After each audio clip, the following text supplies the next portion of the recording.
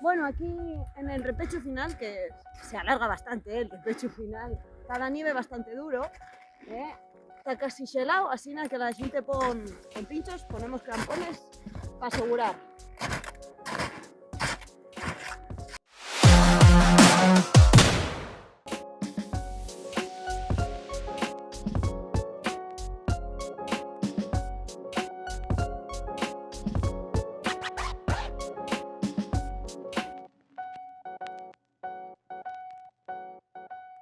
Últimos metrinos hasta llegar.